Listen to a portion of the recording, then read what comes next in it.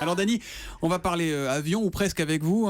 Vous nous parlez de l'aéroport Notre-Dame-des-Landes. Alors on va pas perdre 2 heures pour que vous nous disiez que vous êtes contre l'aéroport. Il suffisait de vous voir bondir en écoutant Bruno Retailleau ici même hier matin pour le comprendre. J'étais très calme. Vous êtes calme, mais vous êtes très ferme, vous êtes contre cet aéroport. Absolument. En plus que le débat sur le fond, c'est la méthode du gouvernement qui vous pose problème avec cette consultation. Oui, parce que vraiment, c'est un atterrissage raté. Il y avait une bonne idée, le référendum que j'avais d'ailleurs défendu, mais alors, quand on veut faire un référendum, il faut se mettre d'accord avec ceux qui ne sont pas d'accord, c'est-à-dire pour ou contre l'aéroport, pour quels seront ceux qui pourront voter, quel sera le périmètre donc des gens concertés, rien du tout. C'est-à-dire que le gouvernement impose un référendum, les conditions de débat n'étaient pas équitables, bref, on a créé avec ce référendum encore plus de problèmes. Le gouvernement.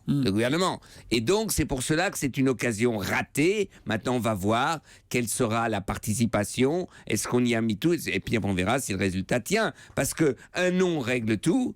Un oui, alors il y a des tas de recours au niveau européen. La Commission européenne n'est pas d'accord et elle a posé quelques questions. C'est un petit peu facile de dire un non règle tout et un oui règle rien. Soit on accepte la règle du jeu, soit on l'accepte pas.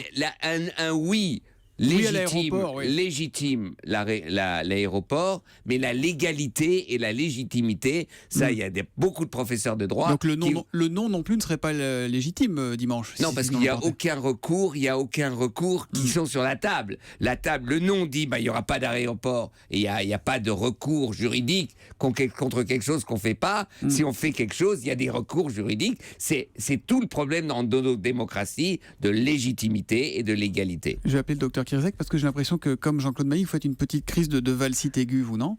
Non, c'est pas ça. Moi, je reconnais, il faut être juste. La situation est difficile pour un gouvernement, les attentats, et ça, je suis juste. Mais Manuel Valls a le chic d'hystériser tous les débats. C'est-à-dire que c'est pas sa position, moi, on peut la défendre, mais il hystérise. Il hystérise sur le conflit du travail. Moi, je suis sur la position de la CFDT. Je suis pas d'accord avec ni FO et CGT. C'est pas ça mon problème.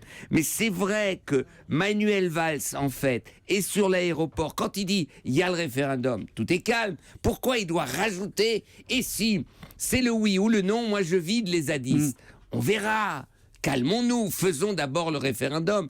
Mais que dirait-on s'il ne faisait pas preuve d'autorité, le Premier ministre, en même temps? Mais le problème, c'est de faire preuve d'autorité qui ne fonctionne pas, c'est pire. Tout le monde rigole, toute la planète rigole d'un gouvernement qui fait preuve d'autorité, il n'y aura pas de manifestation, et 3 heures après, il y aura un cirque en rond. Et les gens disent, mais vous êtes où en France? Où est l'autorité du gouvernement? Non, ça ne marche pas. C'est la même chose. Donc, vous savez, c'est comme un enseignant. L'autorité, ça s'impose pas en tapant sur les doigts des gens. Ça se décrète pas. Ça se décrète pas. Et Manuel Valls, il ne sait pas, à un certain moment, comme ça a été dit tout à l'heure, discuter, et donc, moi je dis, Manuel Valls doit se calmer, ne pas hystériser les choses, et peut-être qu'alors son gouvernement fonctionnerait mieux. Voilà l'humeur de Dany, il dit ce qu'il pense tous les matins à 8h moins 10 sur Europe 1. À demain Dany. À demain Thomas, ciao ciao.